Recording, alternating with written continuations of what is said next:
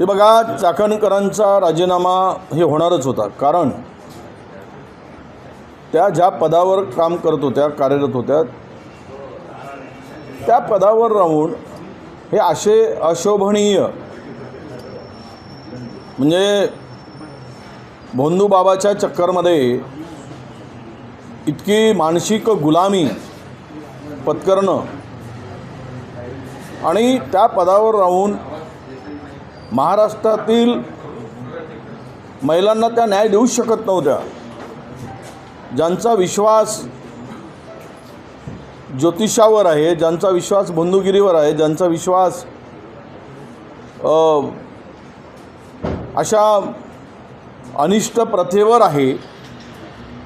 त्यांच्याकडून महाराष्ट्राच्या महिलांच्या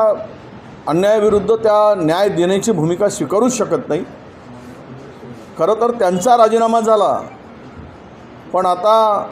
या लिंगपिसाट खराताबरोबर असलेले बाकीचे काही नवरत्न जे आहे, ज्यांचे फोटो किंवा त्यांच्याशी संपर्क येत आहे, आज त्यांची अफाट अशी प्रॉपर्टी आहे त्या बंधूंची, खरातांची, आणि या सर्वांची मला वाटतं की जे त्यांच्या संपर्कात आले त्यांचा CDRच तपासला पाहिजे आणि CDR तपासून काय कृत्य केलेत, काय संवाद झाला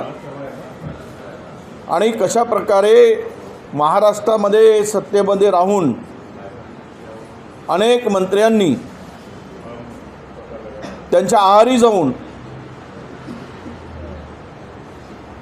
कुठले कृत्य केलेत याची माहिती महाराष्ट्राला कळली पाहिजेत आणि त्यांनाही